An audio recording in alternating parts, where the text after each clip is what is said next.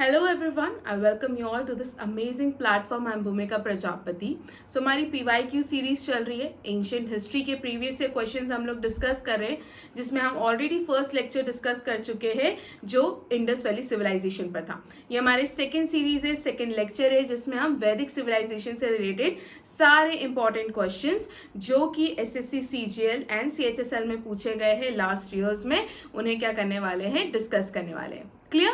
सो without waste any time आज का lecture हम लोग स्टार्ट करते हैं. हमारा फर्स्ट क्वेश्चन हम लोग देख लेते हैं क्या है. तो क्वेश्चन पूछा गया है with reference to the Vedangas which of the following terms denotes ritual. यहाँ पर कुछ वेदांगास दे रखे, इसमें से कौन से टर्म जो है वो रिचुअल से कनेक्ट करती है, ये पूछा गया है. इससे पहले समझ लो कि वेदांगास होते क्या है. देखो वेदांगास को ना लिम्ब ऑफ वेदास कहा जाता है. देखिए यहाँ पर आपको देखने को मिलेगा वेदांगास को लिम्ब ऑफ द वेदा कहा जाता है. बेसिकली ये वेदांगास एक वैदिक लिटरेचर है. इसको कंपोज इसलिए किया गया था ताकि जो वेदास है उसकी अंडरस्टैंडिंग जो है उसको इजी किया जा सके, लोगों के लिए वेदा समझना आसान हो सके, इसलिए इस वैदिक लिटरेचर को बनाया गया था. अब इसमें 6 आपको डिसिप्लिन देखने को मिलते हैं. वो 6 डिसिप्लिन क्या है? तो आपको छंद, मैट्रिक्स, ग्रामर, व्याकरण, शिक्षा, फिनेटिक्स, कल्प, रिचुअल. आंसर समझ में आ गया कि रिचुअल किसको डिनोट कर रहा है, यहाँ पर कल्प को डिनोट कर रहा है. फिर एस्ट्रोनॉमी, ज्योतिषी, एटाइमोलॉजी, निरुक्ता और व्याकरण हमने देख लिए. तो ये 6 हमारे वेदांगास है. ठीक है, वेदांगा क्या है? एक संस्कृत वर्ड है जिसका मतलब क्या है? Limb of the Veda. It refers to 6 classes of Sanskrit works. तो ये अलग अलग 6 वर्क्स को डिनोट करता है और इनको डिजाइन इसलिए किया गया था so that it can help people so that they can understand, recite and apply वैदिक टेक्स्ट. इन लेमन लैंग्वेज में बोलूँ तो वेदास को आसानी से समझा जा सके, इसलिए इस वैदिक लिटरेचर जिसका नाम है वेदांगा, इसको कंपोज किया गया था, इसको बनाया गया था, जिसमें कल्प जो है वो किसको डिनोट कर रहा है? रिचुअल को. क्लियर है? यहाँ तक बात समझ में? नेक्स्ट क्वेश्चन की तरफ आगे बढ़ते हैं. हमारा नेक्स्ट क्वेश्चन है, करेक्ट आंसर इसका हो जाएगा कल्प, that is option 2. Which of the 4 Vedas contains a collection of magic spells and charms to fend off evil spirits and diseases? तो इसमें से कौन सा वेदा है जिसके अंदर मैजिक स्पेल्स या तंत्र मंत्र वाली बातें हमें देखने को मिलती है? तो इसका करेक्ट आंसर है ऑप्शन 4 वेदा. राइट? तो इसका करेक्ट आंसर क्या हो गया? ऑप्शन 4 वेदा. अब यहाँ पर क्योंकि वेदों की बात चल रही है तो एक बार हम क्विकली सारी चीजों को क्या कर लेते हैं, डिस्कस कर लेते हैं, ताकि यहीं पर आपका बेस बन जाए. राइट? चलिए सबसे पहले हम, अगर मैं आपको वेदा के बारे में बताऊं तो वेदा एक संस्कृत वर्ड, एक रूट वर्ड है, दैट इज विड, इससे ड्राइव हुआ है. इसका मतलब ही क्या होता है? नॉलेज. क्लियर है यहाँ पर बात? अगर मैं लिटरल वे में इसकी मतलब की बात करूं वेदा की, तो इसका मतलब ही क्या होता है? नॉलेज होता है. हमारे पास टोटल 4 वेदास है. सबसे पहले आपको देखने को मिलेगा ऋग्वेद.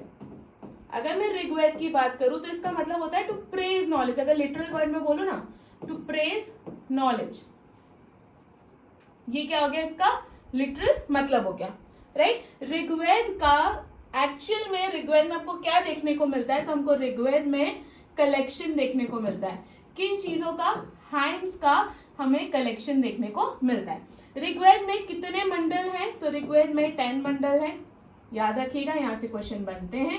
ऋग्वेद में आपको कितने हाइम्स देखने को मिलेंगे? तो 1028 हाइम्स देखने को मिलेंगे.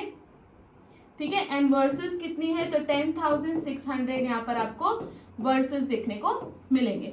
इतनी बातें क्लियर है? दूसरी इंपॉर्टेंट क्वेश्चन यहाँ से बन सकता है, इससे एसोसिएटेड जो प्रीस्ट है उन्हें क्या कहा जाता है? तो उनको कहा जाता है होत्र. क्लियर? अब ये 10 मंडल में से जो इंपॉर्टेंट है वो आप लोगों को याद रखने. जैसे कि फॉर एग्जांपल अगर मैं 10th मंडल की बात करूं तो 10th मंडल हमारा पुरुषुक्ता के बारे में बताता है. ठीक है, यहीं से हमारे वर्ण सिस्टम का क्या हुआ था? जन्म हुआ था. तो 10th मंडल से आपको इसकी नॉलेज मिलती है. थर्ड मंडल में हमको गायत्री मंत्र के बारे में देखने को मिलता है. ठीक है, आप लोग मुझे कमेंट सेक्शन में बताइए कि गायत्री मंत्र कौन सी डाइटी को डेडिकेटेड है, कौन से भगवान को डेडिकेटेड है ये गायत्री मंत्र. ठीक है, आप लोग मुझे कहाँ बताएंगे? कमेंट सेक्शन में. 8th मंडल की बात करूं, 8th मंडल में हमें क्या देखने को मिलता है? एक खील वर्ड का मेंशन किया गया है. खील बेसिकली हैंड रिटन हाइम्स को कहा जाता है। इतनी चीज आप लोग याद रखेंगे।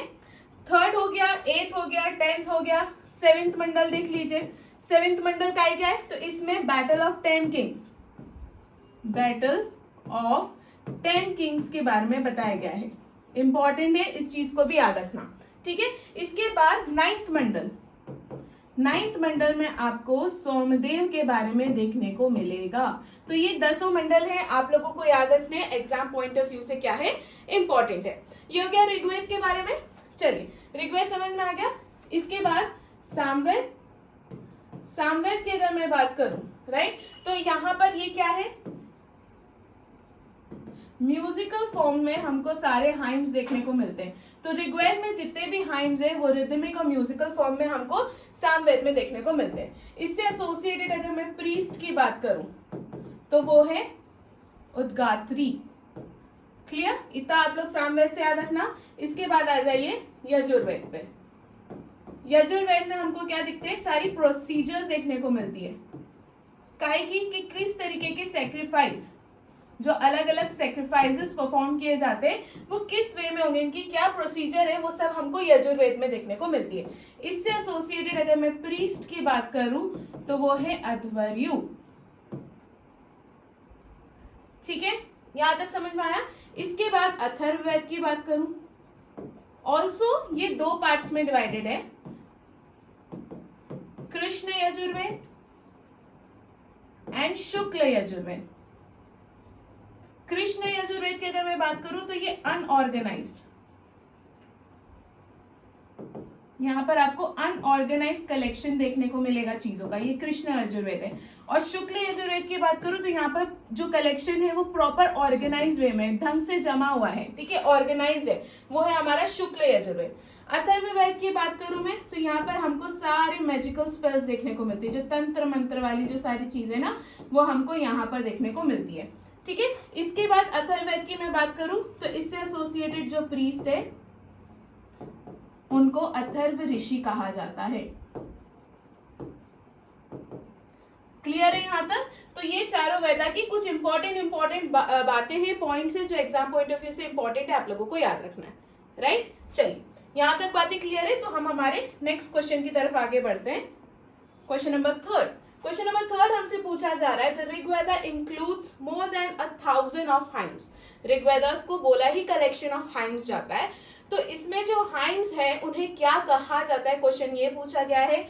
इंपॉर्टेंट क्वेश्चन है, इसका आंसर क्विकली आप लोग मुझे बताइए, इसका आंसर क्या है। तो इसका आंसर है उन्हें सुक्ता कहा जाता है या सुक्त कहा जाता है। ये सुक्ता है क्या, तो ऋग्वेदा में आपको 1000 से भी ज्यादा हाइम्स देखने को मिलेंगे, ठीक है, 1028 टोटल हाइम्स है। इन्हें सुक्ता या फिर वेल सेड कहा जाता है। ये जो हाइम्स है ये क्या करते हैं, अलग अलग भगवान को प्रेज करने के लिए होते हैं, ठीक है। जितने भी वेरियस गॉड्स एंड गॉडेसेस है उनको प्रेज करने के लिए ऋषियों और गुरुओं द्वारा बनाए गए थे, जिनको हम हाइम्स कहते हैं, और इसको सुक्ता के नाम से भी जाना जाता है। क्लियर है। These hymns are compose by sages और ऋषिज या गुरुज, उन लोगों ने इन हाइम्स को क्या करा था, कंपोज करा था। क्लियर है। चलिए, तो इसका करेक्ट आंसर क्या हो जाएगा, option B Sukta. Next question की तरफ बढ़ते, which of the following is not a Vedanga. अभी हम लोगों ने पढ़ा है, हम लोगों ने देखा शिक्षा एक वेदांगा है, ठीक है, कल्प, रिचुअल ये भी क्या है, एक वेदांगा है। मुंडक हमने देखा क्या, छंद हमने देखा, ये भी एक वेदांगा है। तो इसका करेक्ट आंसर क्या हो जाएगा, ऑप्शन 3 दैट इज मुंडक। तो इसका करेक्ट आंसर क्या हो गया, ऑप्शन 3 मुंडक, ठीक है। नेक्स्ट क्वेश्चन की तरफ बढ़ते हैं। क्वेश्चन नंबर 5 यहाँ पे पूछा गया है कि the Rigveda is divided into. अभी मैंने आप लोगों को बताया कि ऋग्वेद कितने मंडल्स में डिवाइडेड है। अभी हम लोग आगे रिवीजन करते हुए आगे बढ़े तो इसमें टोटल 10 मंडल्स है। एक और बार फिर से क्विकली देख ले कि कौन कौन से इंपॉर्टेंट मंडल्स है। सबसे पहले 3rd मंडल के बारे में देख लेते हैं। यहाँ पर आपको गायत्री मंत्र के बारे में देखने को मिलेगा। क्वेश्चन इससे रिलेटेड पूछा है, कमेंट सेक्शन में बताइए क्या है। इसके बाद 8th मंडल देख लेते हैं। 8th मंडल में खील, ये क्या है, हैंड रिटन हाइम्स को कहा जाता है, ठीक है, ये भी हमको 8th मंडल में देखने को मिलेगा। 7th मंडल में दशराग्य युद्ध या फिर battle of 10 Kings, battle of 10 Kings के बारे में हमको देखने को मिलता है। उसके बाद नाइन्थ मंडल सोमदेव, 10th मंडल में हमें पुरुषुक्ता के बारे में देखने को मिलता है। क्लियर? तो ये इतने मंडल्स एटलीस्ट आप लोगों को याद होने चाहिए, एग्जाम पॉइंट ऑफ व्यू से क्या है, बहुत इंपॉर्टेंट है। चलिए आगे बढ़ते हैं हमारे नेक्स्ट क्वेश्चन की तरफ। नेक्स्ट क्वेश्चन हमसे पूछा गया है विच of the following is incorrectly matched. इसमें से कौन सा इनकरेक्टली मैच्ड है? हम वन बाय वन चीजों को देखते हैं। सबसे पहले यहाँ पे बताया है अथर्ववेद, यहाँ पर आपको मैजिक फॉर्मूलाज मतलब तंत्र मंत्र की चीजें देखने को मिलेगी, तो ये वाला क्या है, करेक्टली मैच्ड है। इसके बाद ऋग्वेद में आपको हाइम्स ऑफ प्रेज देखने को मिलेगी, कलेक्शन ऑफ हाइम्स है या ऐसे हाइम्स जो कि भगवान को प्रेज करने के लिए ऋषियों द्वारा बताए गए हैं, वही ऋग्वेद में होता है, तो ऋग्वेद भी क्या हो गया, करेक्ट हो गया। नेक्स्ट क्वेश्चन हो गया यजुर्वेद में आपको सेक्रिफिशियल फॉर्मूलाज देखने को मिलेगा, अगेन करेक्ट। यहाँ पर बताया जाता है कि किस तरीके के सेक्रीफाइसेस, किस तरीके के यज्ञों को किस तरीके से परफॉर्म करना चाहिए, वो हमें देखने को मिलता है। सामवेद, यहाँ पे इसको नॉलेज ऑफ साइंस कहा गया है। क्या ये नॉलेज ऑफ साइंस है? नहीं, ये क्या है, नॉलेज ऑफ म्यूजिक। तो इसका करेक्ट आंसर क्या हो जाएगा, ऑप्शन 4, राइट। तो इसका करेक्ट आंसर हो जाएगा ऑप्शन 4 सामवेद। ये नॉलेज ऑफ साइंस नहीं है, यहाँ से हमें म्यूजिक के बारे में पता चलता है। क्लियर है? चलिए, how many Vedas are there in Indian literature of classical Hinduism. Easy question है, कितने वेदास है? तो टोटल हमारे पास 4 वेदास है, ऋग्वेद, सामवेद, यजुर्वेद एंड अथर्ववेद। चलिए आगे बढ़ते हैं नेक्स्ट क्वेश्चन की तरफ। इसका करेक्ट आंसर हो जाएगा 4। चलिए अब देख लेते हैं हमारा next question, that is question number 8। इसमें कहा है the Vedic view of an individual and his relation to society is determined by 4 objectives of life, right. Which of the following is not one of these objectives. तो यहाँ पर है कि देखो, हमारी वैदिक फिलॉसफी ये कहती है कि एक ह्यूमन लाइफ का एक अल्टीमेट गोल होता है, वो गोल होता है मोक्ष की प्राप्ति करना। तो वैदिक फिलॉसफी में 4 बातें बताई गई है, 4 परस्यूट्स ऑफ लाइफ बताए गए जिसके थ्रू हम लोग उस लास्ट गोल तक पहुंच सकते हैं। पहला ऑब्जेक्टिव इनका कहता है अर्थ ये कहता है कि आप वेल्थ एक्वायर करेंगे बट गलत तरीके से नहीं करेंगे, राइट मीन्स के थ्रू करेंगे।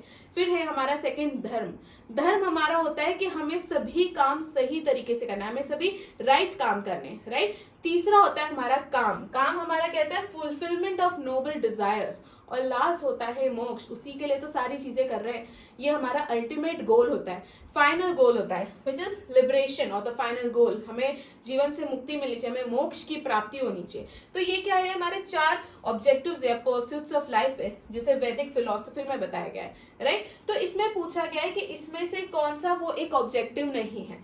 तो धर्म के बारे में हमने अभी देखा, तो धर्म एक ऑब्जेक्टिव है। मोक्ष के बारे में हमने देखा, पूरा खेल ही इस चीज के लिए हो रहा है। क्या मैंने आपको सिद्धि के बारे में बताया?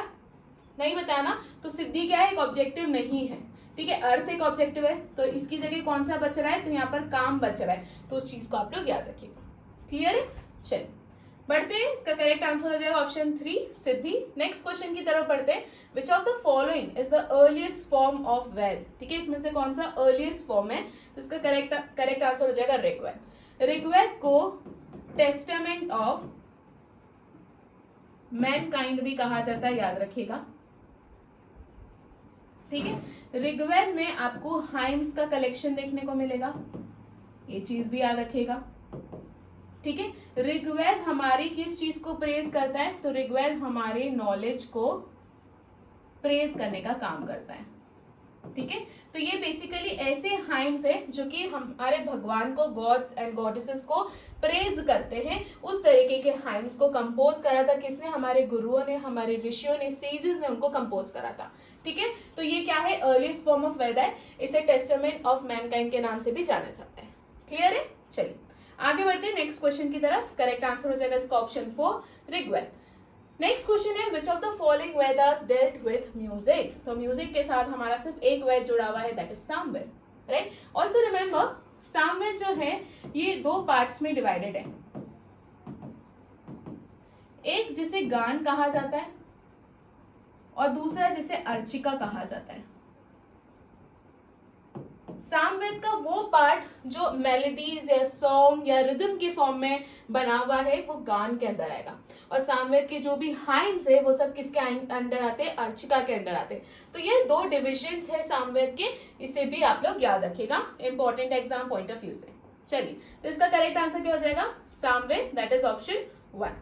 बढ़ते हैं नेक्स्ट क्वेश्चन की तरफ। क्वेश्चन 11, द कलेक्शन ऑफ वैदिक हाइम्स और मंत्रास आर नोन एज। तो जितने भी हमारे वैदिक हाइम्स और मंत्रास है उनकी कलेक्शन को क्या कहा जाता है, तो उनकी कलेक्शन को संहिता कहते हैं। ठीक है, वैदिक हाइम्स और मंत्रास के जो कलेक्शन होता है उसे क्या कहा जाता है, संहिता कहा जाता है। याद रखिएगा, एग्जाम पॉइंट ऑफ व्यू से इंपॉर्टेंट है। चलिए, इसका करेक्ट आंसर हो जाएगा ऑप्शन 2। नेक्स्ट क्वेश्चन की तरफ आगे बढ़ने से पहले एक बार क्विकली इसे देख लीजिए। सो हम लोग ने एक कोर्स लॉन्च करा है, हिस्ट्री का कोर्स, जो कि आपको पूजा जैन एप्लीकेशन पर देखने को मिलेगा, जिसे आप प्ले स्टोर से डाउनलोड कर सकते हैं। सो अगर आप इनमें से किसी भी एग्जाम की तैयारी कर रहे हैं, यूपीएससी फाउंडेशन, पीसीएस, कोई से भी स्टेट पीसीएस, या फिर एसएससी, बैंक, रेलवे, कोई भी वनडे एग्जामिनेशन की अगर आप तैयारी कर रहे हैं तो आप इस कोर्स को परचेस कर सकते हैं, राइट। सो हमने इस कोर्स का डेमो लेक्चर जो है प्रोवाइड कर रखा है एप्लीकेशन पर, आप एक बार उसको जाके देख लीजिए, आपको समझ में आएगा कि मैं किस तरीके से हिस्ट्री पढ़ाती हूँ। यहाँ पे कोशिश की गई है कि हिस्ट्री को बहुत ज़्यादा सिंप्लीफाई कर दिया जाए, स्टोरी के फॉर्मेट में बताया जाए, उन सभी फैक्ट्स को कवर करवाया जाए जो एग्जाम पॉइंट ऑफ व्यू से इंपॉर्टेंट है, राइट। तो एक बार ऐप को विजिट जरूर कीजिएगा, इसका डेमो लेक्चर जरूर देखिएगा। ओके, चलिए आगे बढ़ते हैं। ओके, अक्टूबर की मंथली मैगजीन भी लॉन्च हो गई है, तो आप इसे भी परचेस कर सकते हैं एप्लीकेशन से। ये आपके एग्जाम पॉइंट ऑफ व्यू से इंपॉर्टेंट है डेफिनेटली, बिकॉज यहाँ पर आपको सारे स्टैटिक पोर्शन एंड ये सारी न्यूज, ठीक है, वहाँ पर एक ही जगह कंपाइल्ड मिलेगी।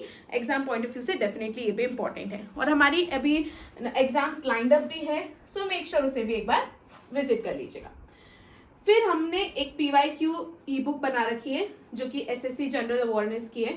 सो यहाँ पर आपको एक ही जगह सारे प्रीवियस ईयर क्वेश्चंस देखने को मिल जाएंगे, CGL और CHSL दोनों के, राइट। सो आपको अलग अलग जगह ढूंढना नहीं पड़ेगा, तो यहाँ पर एक ही जगह सारी चीज़ें आपको कंपाइल देखने को मिल जाएगी, तो इसे खरीद लीजिए, राइट। आई वोंट से कि जाके विजिट कीजिए, वो इसे खरीद लीजिए, बिकॉज एक ही जगह सारे PYQ मिल जा रहे हैं, इससे बेस्ट और क्या चाहिए, राइट। हिस्ट्री के आपको अलग PYQ मिल जाएंगे, पॉलिटी के, ज्योग्राफी के, सब सेपरेटली आपको मिल जाएंगे, और आप जब भी किसी भी टॉपिक को पढ़ रहे हैं तो क्विकली यहाँ से टेस्ट लगा के देख लो, प्रीवियस ईयर क्वेश्चन सॉल्व करके देख लो। इनफैक्ट अगर आप एग्जाम की प्रिपरेशन करना शुरू ही कर रहे हैं तो डेफिनेटली इसे परचेस कीजिए, आपको एग्जाम फॉर्मेट समझ में आएगा, किस तरीके के क्वेश्चन पूछा जाता है, क्या पूछा जाता है, वो सारी चीजें आप लोगों को समझ में आएगी, ठीक है।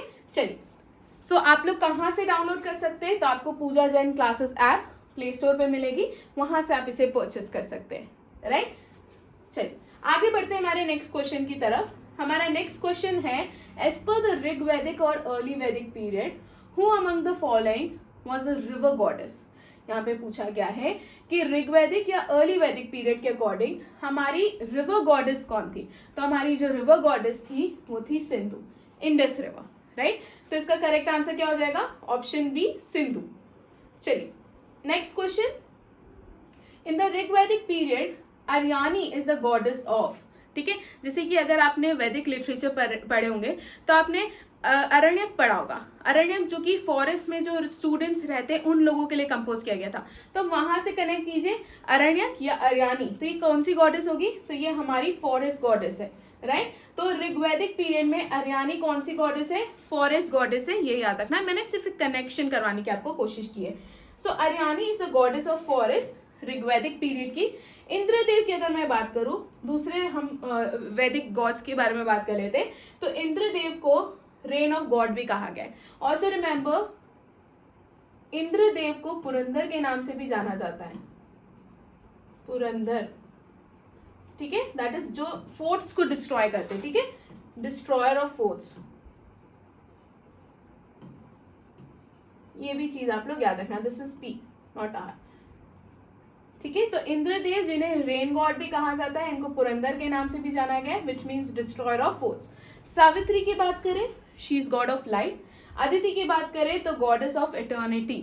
ये अलग अलग, ये वैदिक सिविलाइजेशन के, वैदिक पीरियड के या वैदिक गॉड्स है, इनका आपको याद रखना है, ठीक है। ऑल्सो टेल मी, इंद्रदेव को ऋग्वेद में कितने हाइम्स जो है डेडिकेट किए गए हैं, ठीक है। ये भी आप लोगों को मुझे कमेंट सेक्शन में बताना है। अग्निदेव के मैं आप लोगों को बता देती हूँ, अग्निदेव से रिलेटेड आपको 200 हाइम्स देखने को मिलेंगे। आपको मुझे बताना है इंद्रदेव से कितने हाइम्स रिलेट किए गए हैं ऋग्वेदा में। क्लियर है? चलिए, तो ये हमारा सेकंड क्वेश्चन हो गया जो मैंने आप लोगों से पूछा है। बढ़ते हैं, अर्यानी भगवान के बारे में याद रखना, अर्यानी गॉडेस के बारे में याद रखना, ये कौन सी है? तो ये फॉरेस्ट गॉडेस है। क्लियर है? चलिए नेक्स्ट क्वेश्चन की तरफ बढ़ते हैं, that is question number 14। The Vedic civilisation in India flourished along the river. जैसे कि जब हम इंडस वैली सिविलाइजेशन पढ़ रहे थे तो हमारी इंडस वैली सिविलाइजेशन कौन सी रिवर के अक्रॉस फ्लरिश कर रही थी? जल्दी बताइए। Indus river, Sindhu river. यहाँ पर पूछा गया है कि वैदिक सिविलाइजेशन कौन सी रिवर के अक्रॉस फ्लरिश कर रही थी, तो इसका करेक्ट आंसर हो जाएगा सरस्वती। ठीक है, सरस्वती रिवर के अक्रॉस वैदिक सिविलाइजेशन फ्लरिश कर रही थी। The Saraswati river was considered to be the most holy river. तो ये उस समय की सबसे होली, सबसे पवित्र रिवर मानी जाती है। इसके अलावा it is mention in Rigveda, इसको ऋग्वेद में मेंशन किया गया है, और लेटर वैदिक और पोस्ट वैदिक टेक्स्ट में भी आपको सरस्वती रिवर का मेंशन देखने को मिलेगा।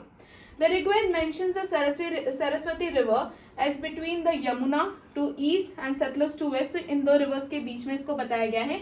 दूसरे नेम्स की अगर हम बात करें तो सरस्वती रिवर को घग्गर हकरा रिवर के नाम से भी क्या होता है, जाना जाता है। तो इस चीज को भी आप लोग याद रखना।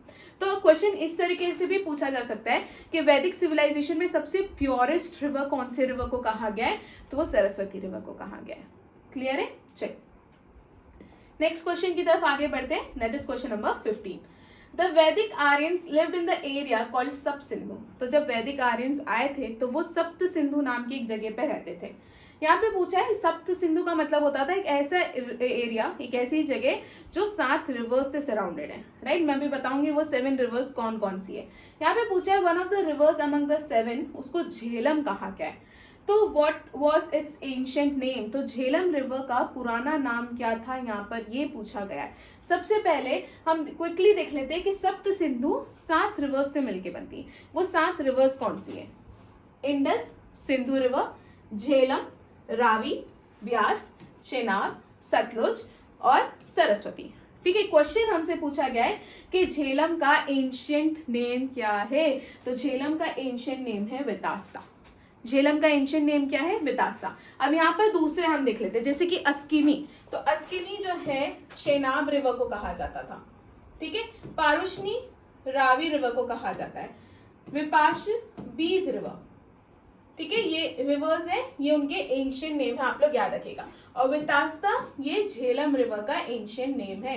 यहाँ पर देख लीजिए, इंडस सिंधु रिवर, झेलम को वितास्ता कहा गया है, रावी रिवर को पारुष्णी, बीस का एंशिएंट नेम विपाश था, चेनाब को अस्किनी, सतलुज को जो है शतुद्री और सरस्वती रिवर, ये चीजें आप लोग याद रखना। तो ये 7 रिवर्स थी, इसी को हम लोगों ने सप्त सिंधु प्रदेश कहा है। क्लियर है? चलिए आगे बढ़ते हैं नेक्स्ट क्वेश्चन की तरफ। नेक्स्ट क्वेश्चन है हमारा question number 16। Who among the following was given the epithet as Lord of the Plough during the later Vedic age, in which use of iron plough was an important part of agricultural practice? ठीक है, इसका correct answer है इंद्रदेव। इंद्रदेव को Lord of the प्लो के नाम से भी जाना गया है। ठीक है, उस समय खेती की कुछ इंपॉर्टेंस बहुत ज्यादा बढ़ रही थी, तो उसी टाइम पर इंद्रदेव को ये टाइटल दिया गया था, ये एपिथेट दिया गया था। ठीक है, इंद्रदेव जिन्हें पुरंदर भी कहा जाता है, that is destroyer of forts. इस चीज को भी आप लोग याद रखेगा। अग्नि को मीडिएटर कहा जाता है, इनको मीडिएटर गॉड कहा जाता है। उसके बाद सूर्यदेव, वरुण देव की अगर हम बात करें तो इनको God of water, Agnidev God of fire, ये एक मीडिएटर की तरह काम करते थे। ऐसा लोगों का मानना था कि हमारे मैसेजेस को पहुंचाने का काम करते हैं। तो अग्निदेव को god of fire, Varun god of water, Surya याद रखना सन गॉड है, सूर्य तो हमें पता ही है। ठीक है, तो इतनी बातें आपको यहाँ पर समझ में आई। तो करेक्ट आंसर क्या हो जाएगा इसका? Option D, Indradev. Next question की तरफ आगे बढ़ते हैं। नेक्स्ट क्वेश्चन है What was the plough known as during the Vedic period?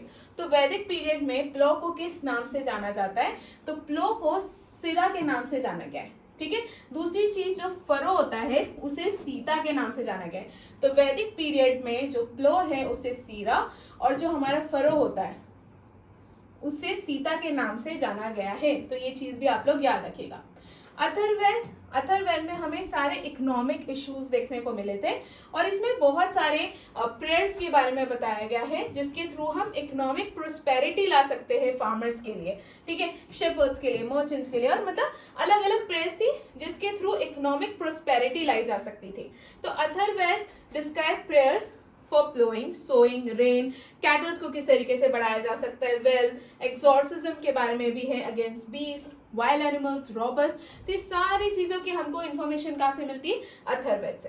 Clear? ये याद रखना। इसके अलावा क्वेश्चन हमसे पूछा गया कि सिरा प्लो को कहा जाता है, सीता फरो को कहा जाता है।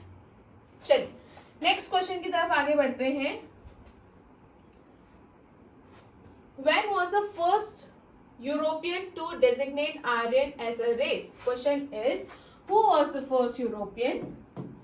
Who was the first European जिन्होंने आर्यन को एज अ रेस डेजिग्नेट करा था? तो इसका करेक्ट आंसर है Max Muller, right? Max Muller was the first person जिन्होंने आर्यंस को एज अ रेस जो है डेजिग्नेट करा था। इंपॉर्टेंट क्वेश्चन है, एग्जाम में यहाँ से क्वेश्चन बनता है। Next question, who among the following wrote Sanskrit grammar book? इनमें से किसने संस्कृत ग्रामर बुक लिखी थी? तो उनका नाम है पाणिनि, ठीक है। पाणिनि ने हमारी संस्कृत ग्रामर बुक लिखी थी। बुक का नाम क्या है? क्विकली आप लोग मुझे कहाँ बताएंगे? कमेंट सेक्शन में, ठीक है। कालिदास की बुक का नाम बताइए और पाणिनि की बुक का नाम बताइए। इन दोनों की बुक का नाम आप लोग मुझे कहाँ पर बता रहे हैं? कमेंट सेक्शन में बता रहे हैं। क्लियर है? बट पाणिनि ने जो बुक लिखी थी वो पहली संस्कृत ग्रामर बुक थी। चलिए नेक्स्ट क्वेश्चन की तरफ आगे बढ़ते हैं। What were the two assemblies during the early Vedic period? तो early Vedic period में दो assemblies होती थी, एक थी सभा और दूसरी थी समिति। तो इसका करेक्ट आंसर हो जाएगा ऑप्शन 3, सभा एंड समिति। ये दो अर्ली वैदिक पीरियड की क्या है? समितिज है, असेंबलीज है जो समय होती थी। क्लियर है? चलिए next question, which river has no mention in Rigveda? इनमें से कौन सी रिवर का ऋग्वेद में मेंशन नहीं किया गया है? यहाँ पर ये पूछा गया है। तो इसका करेक्ट आंसर है पेरियार रिवर। पेरियार रिवर के बारे में ऋग्वेद में मेंशन नहीं किया गया है। तो ये चीज आप लोगों को याद रखनी है। अब यहाँ पर देख लीजिए, ये पॉइंट इंपॉर्टेंट है। कौन सी रिवर कितनी बार हमारे वेदों में मेंशन है, इससे क्वेश्चन बनता है। फॉर एग्जाम्पल अगर मैं गंगा की बात करूं, गंगा रिवर की बात करूं, तो हमारे वेदों में इसका एक बार मेंशन किया गया है, ठीक है। यमुना की बात करूं तो यमुना रिवर को 3 टाइम्स मेंशन किया गया है। कृष्ण रिवर के बारे में एक बार भी मेंशन नहीं किया गया है, ये भी चीज याद रखना। इसके अलावा सबसे ज्यादा बार मेंशन कोई सी रिवर है तो वो इंडस रिवर है। इंडस रिवर बोलूं या सिंधु रिवर बोलूं, ये सबसे ज्यादा बार मैक्सिमम टाइम जो मेंशन्ड रिवर वो ये है। और सबसे प्योर रिवर किसको कहा गया है? तो मैंने अभी आपको बताया था सरस्वती को। सरस्वती रिवर को सबसे प्योरेस्ट रिवर जो है बताया गया है। क्लियर? या मोस्ट प्रोमिनेंट रिवर सरस्वती को बताया गया है। तो सबसे ज्यादा बार मेंशन्ड रिवर इंडस या सिंधु रिवर और सबसे प्योर और सबसे प्रोमिनेंट रिवर सरस्वती। गंगा के बारे में कितनी बार मेंशन किया गया है? एक बार। यमुना के बारे में 3 बार और कृष्ण रिवर के बारे में एक बार भी मेंशन नहीं किया गया है। चलिए अब ना एक वर्ड है आपको जो ऋग्वेद में देखने को मिलेगा जिसे नदी स्तुति सुक्त कहा जाता है, ठीक है। यहाँ पर जो रिवर्स है ना उसको प्रेज करते हुए हाइम्स आपको देखने को मिलेंगे। तो इसमें 10 रिवर्स के बारे में मेंशन किया गया है। एक बार नाम देख लीजिए, Ganga, Yamuna, Saraswati, Shatudri, Parushini that is Ravi river, Askini, Marudvrat, Vitasta, Arjikiya और सुसोमा। ये कुछ रिवर्स है, ये वो 10 रिवर्स है जिनके बारे में हमें ऋग्वेद में देखने को मिलता है, जिसमें से पेरियार रिवर हमें देखने को नहीं मिल रही। क्विकली एक और बार चीजें देख लीजिए। सिंधु रिवर सबसे ज्यादा बार मेंशन रिवर है। सरस्वती रिवर सबसे प्योर रिवर कही गई है। यमुना रिवर की बात करूं तो ये 3 टाइम्स मेंशन है। गंगा रिवर की बात करूं तो वो एक बार मेंशन की गई है, ठीक है। एक बार क्विकली पुराने नाम भी देख लेते हैं। पारुशिनी किसका एंशिएंट नेम है? तो रावी रिवर का है। अस्केनी किसका है? तो चेनाब का है। वितास्ता किसका है? तो झेलम का है। चलिए यहाँ तक क्लियर हो गई बातें। आगे बढ़ते हैं नेक्स्ट क्वेश्चन की तरफ। इसका correct answer option D Periyar. Next question हमारा पूछा गया है बैटल ऑफ 10 किंग्स, जिससे दशराग युद्ध के नाम से भी जाना जाता है। ये ऋग्वेद के कौन से मंडल में मेंशन है? ठीक है, इसका करेक्ट आंसर है ऑप्शन 7, 7वें मंडल में मेंशन है। अब आप लोग मुझे कमेंट सेक्शन में बताएंगे कि ये बैटल किसके बीच में हुआ था, राइट? ये बैटल ऑफ 10 किंग्स किसके बीच में हुआ था, ये आप लोग मुझे कमेंट सेक्शन में बताएंगे। चलिए नेक्स्ट क्वेश्चन की तरफ बढ़े। अच्छा, एक बार क्विकली दूसरे मंडल के बारे में भी बता दो। तो 10th मंडल से हमें काय के बारे में पता चलता है? पुरुषुक्ता के बारे में, ठीक है। 3rd मंडल से हमको गायत्री मंत्र, इसकी इंफॉर्मेशन हमको देखने को मिलती है। और 7th मंडल से हमको दसरागे युद्ध या फिर बैटल ऑफ 10 किंग्स के बारे में पता चला। तो इसका करेक्ट आंसर हो जाएगा 7th mandal, that is option C.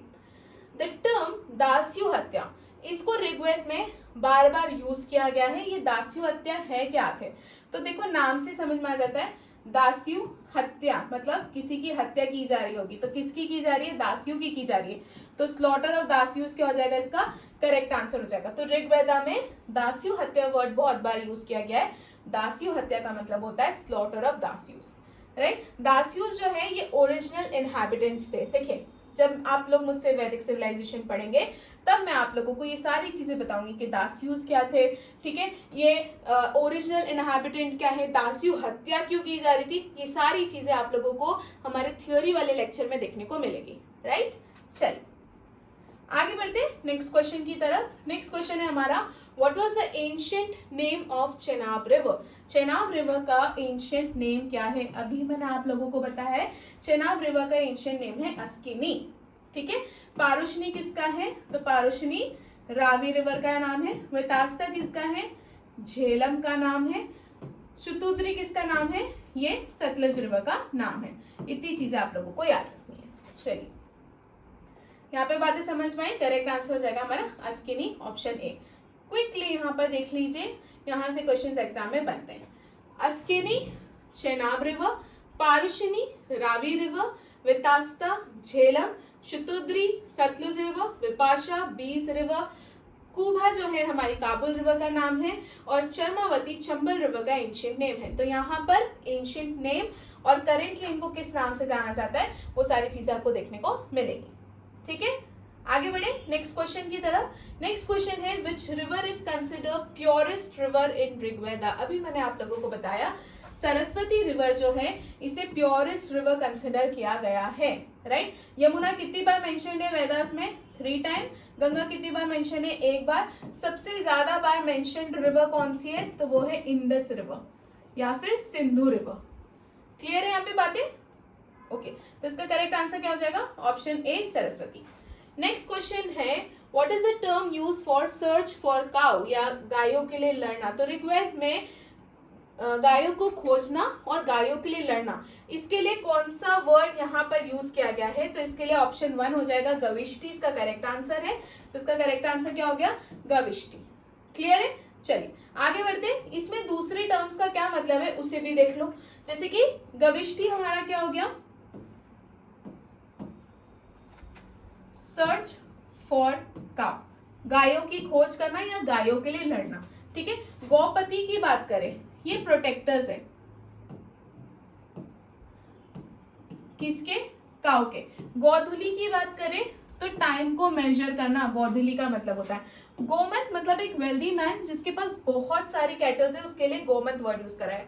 गविष्टि search for cow, Gopati जो गायों को प्रोटेक्ट करते हैं, ठीक है। गोधुली, गोधुली हमारा टाइम से एसोसिएटेड है, ठीक है। गोधुली मेजर ऑफ टाइम। और एक और वर्ड होता है मेजर ऑफ डिस्टेंस के लिए। आप लोग मुझे कमेंट सेक्शन में बताइए मेजर ऑफ डिस्टेंस के लिए कौन सा वर्ड यूज किया गया है, ठीक है। क्विकली कमेंट सेक्शन में बताइए। और गौमत क्या है? ये एक वेल्दी मैन है जिसके पास बहुत सारी कैटल्स है। क्लियर है? चलिए नेक्स्ट क्वेश्चन की तरफ आगे बढ़ते हैं। पुरुषुक्ता इज फाउंडेड इन, अभी मैंने आप लोगों को बताया ऋग्वेद में हमको पुरुषुक्ता के बारे में देखने को मिलता है और ऋग्वेद के भी 10th मंडल में हमको इसकी जानकारी मिलती है। यहाँ पर बताया है वर्ण सिस्टम का जन्म ऐसा कहा जाता है कि यहीं से हुआ है। तो ऐसा कहा जाता है कि जो हमारे ब्रह्मा है, जो हमारे ब्रह्मा भगवान जी, जो हमारे ब्रह्मा जी हैं, उनके मुख से, उनके माउथ से जो है ब्राह्मण्स का जन्म हुआ है, ठीक है। उनके माउथ से किसका जन्म हुआ है? ब्राह्मण्स का। उनके आर्म्स से जो है क्षत्रिय का जन्म हुआ है। उनके आर्म्स से किसका जन्म हुआ है? क्षत्रिय। तो ब्राह्मण, क्षत्रिय। उनके फीट से जो है, उनके फीट से किसका जन्म हुआ है? शूद्र का जन्म हुआ है। और उनके बैली से किसका जन्म हुआ है?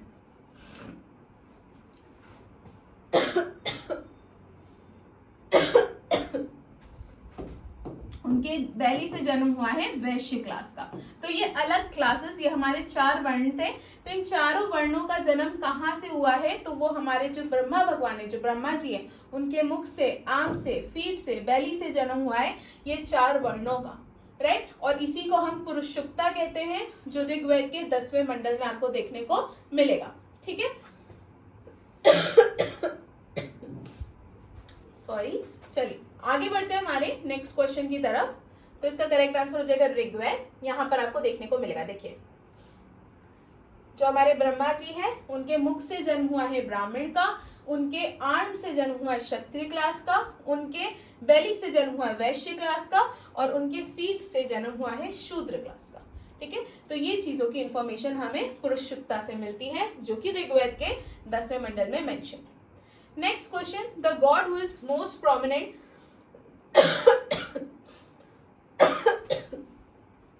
The god who is most prominent in Rigveda, Rigveda के सबसे प्रोमिनेंट गॉड कौन से है, क्वेश्चन ये पूछा गया है। तो इसका करेक्ट आंसर है इंद्रदेव, राइट। अराउंड 250 हाइम्स जो है इंद्रदेव को डेडिकेटेड है ऋग्वेद में, ये भी चीज याद रखना। ऑल्सो रिमेंबर, जब हम वैदिक पीरियड पढ़ते हैं ना, इसको 2 पार्ट्स में पढ़ते हैं, अर्ली वैदिक पीरियड और लेटर वैदिक पीरियड, ठीक है।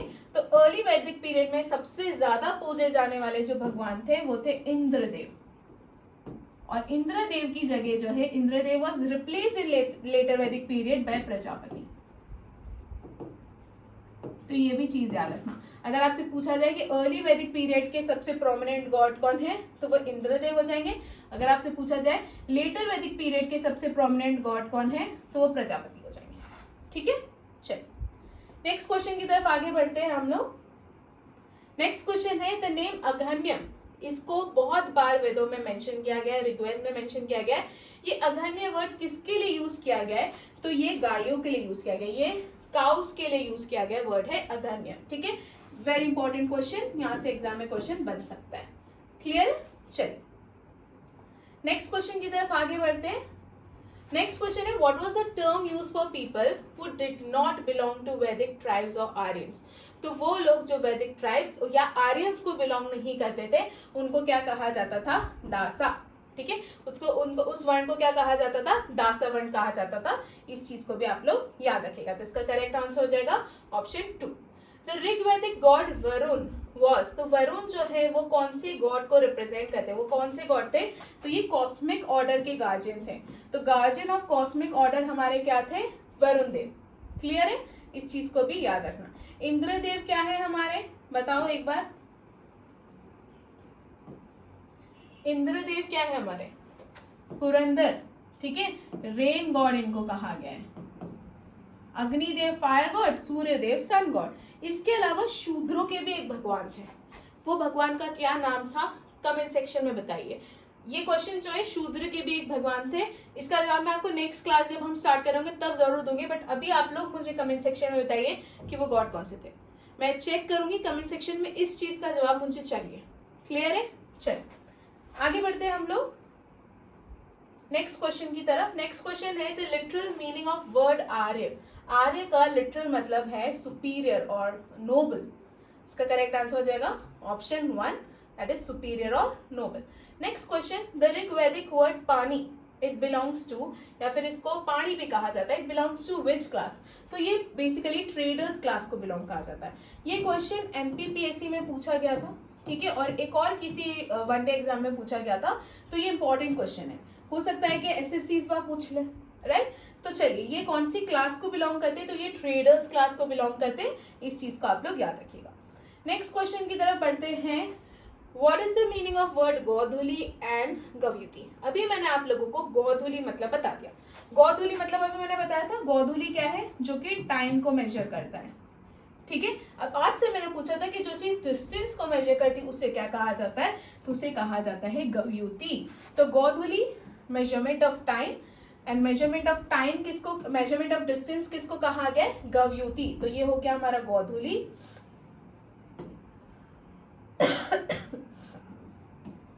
और ये हो गया हमारा गवयुति, ठीक है। जो टाइम को मेजर कर रहा है वो गोधुली है, जो डिस्टेंस को मेजर कर रहा है वो गवयुति है। चलिए बताइए मुझे गौपति क्या था, गौपति क्या था ये बताइए जल्दी। गौमत क्या था ये भी बताइए, क्विकली बताइए, इन चीजों को हम आगे पढ़ते हुए आए हैं, बताइए क्विकली। चलिए आगे बढ़ते हैं हम लोग नेक्स्ट क्वेश्चन की तरफ। Which god was known as intermediator between god and the people. मैंने आपको अभी बताया था कि जो हमारे अग्निदेव है उन्हें मीडिएटर कहा गया है, किसके बीच में, तो वो हमारे मैसेज को भगवान तक पहुंचाते हैं, इसलिए उनको क्या कहा गया है, मीडिएटर कहा गया है। तो इसका करेक्ट आंसर क्या है, अग्नि। चलिए यहाँ तक बात समझ में आई है, आगे बढ़ते हैं नेक्स्ट क्वेश्चन की तरफ। ओके यहाँ पे क्विकली जो है ये नहीं देखना है आप लोगों को, मैंने क्वेश्चन आप लोगों से पूछा है, ये आप लोग मुझे कमेंट सेक्शन में बताएंगे, ठीक है।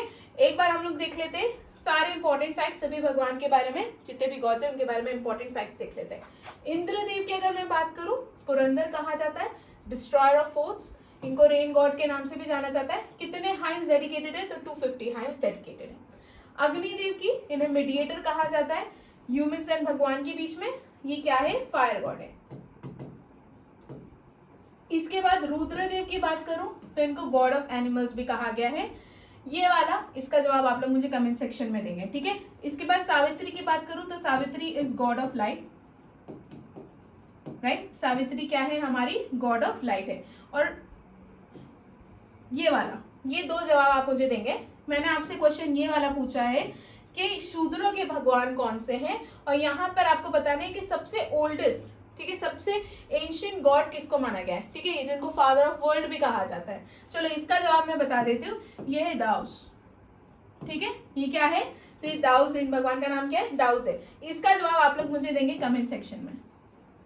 शूद्र के भगवान को क्या कहा जाता था उस टाइम पर, इसका जवाब आप लोग मुझे कहाँ पे देंगे, कमेंट सेक्शन में। वेरी सीरियस, इसका जवाब आप लोग मुझे कल देंगे, आप लोग कमेंट सेक्शन में देंगे, मैं कल के नेक्स्ट लेक्चर में आपसे पूछूंगी, ठीक है।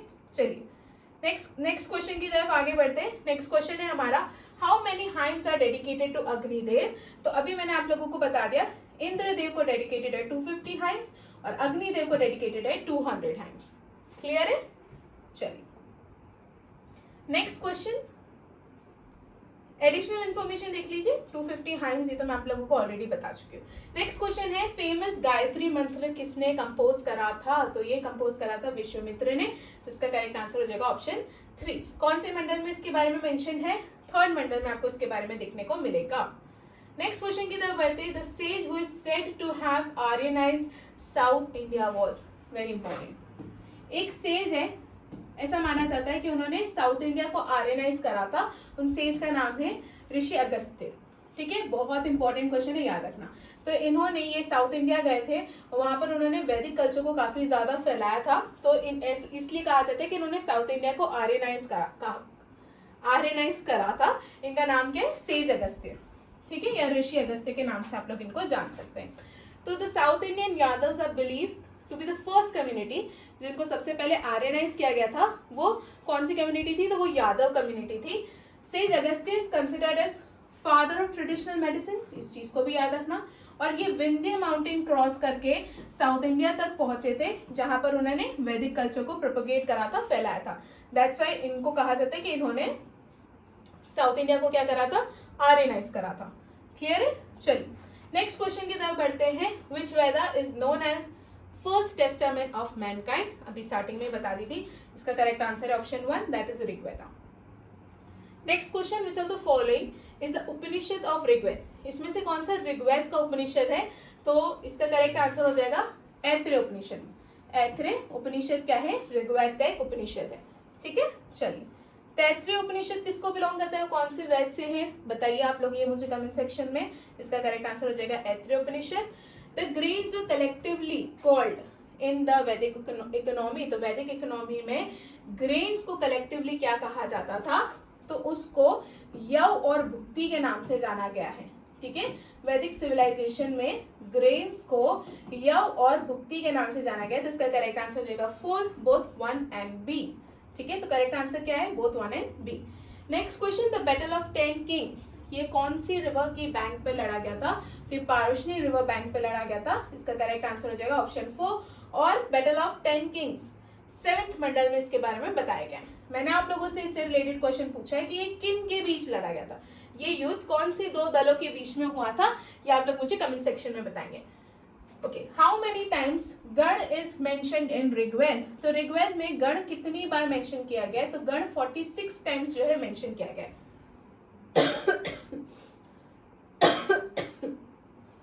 नाउ व्हाट इज गण, ये आप लोग देख लीजिए। गण एक ट्राइबल असेंबली थी जो कि एडमिनिस्ट्रेशन में इन्वॉल्व थी। ठीक है, आर्यंस और जो गवर्नमेंट और जो एडमिनिस्ट्रेशन का काम था उसमें इन्वॉल्व एक असेंबली थी, दैट इज गण। तो इन शॉर्ट गण एक ट्राइबल असेंबली है। क्या है, एक ट्राइबल असेंबली है जिसका काम क्या था, गवर्नेंस देखना, गवर्नेंस के काम में इन्वॉल्व थी और एडमिनिस्ट्रेशन के काम में इन्वॉल्व थी। ठीक है, इतनी चीजें इसके बारे में आप लोग याद रखिएगा। आर्यंस के व्हाट डिड द गण डू, तो ये गण करती क्या थी, तो ये performed government and administrative functions perform करती थी और राजा को भी क्लैंसमैन में से सिलेक्ट करने का काम भी गण का ही था। क्लियर है, कितनी बार मेंशन है, 46 टाइम्स मेंशन है। आगे बढ़ते हैं, यहीं पर हमारा सेशन खत्म होता है। PYQs and additional questions add किए गए थे। अब आप लोगों के लिए आ जाता है question of the day. Question of the day है priest associated with Rigveda is, तो आप लोग सिर्फ क्वेश्चन को यहाँ पर नहीं खत्म करेंगे, आप लोग मुझे ऋग्वेद का भी प्रीस्ट बताएंगे, सामवेद का भी बताएंगे, अथर्ववेद का भी बताएंगे और यजुर्वेद का भी बताएंगे, क्योंकि हम स्टार्टिंग में ही सेकेंड क्वेश्चन में ही मैंने ये सारी बातें आप लोगों को क्लियर करवाई थी। ठीक है, अगर आपने लेक्चर अच्छे से देखा होगा तो आपको इन सब का आंसर पता होगा। चलिए, इसी के साथ हमारा आज का लेक्चर हम लोग खत्म करते हैं। Thank you so much. I hope आप लोगों को सारी चीज़ें समझ में आई होगी। जस्ट इन केस अगर आप लोगों को कोई डाउट है तो आप लोग मुझसे कमेंट सेक्शन में पूछ सकते हैं। ठीक है, so thank you so much. मिलते हैं नेक्स्ट लेक्चर में।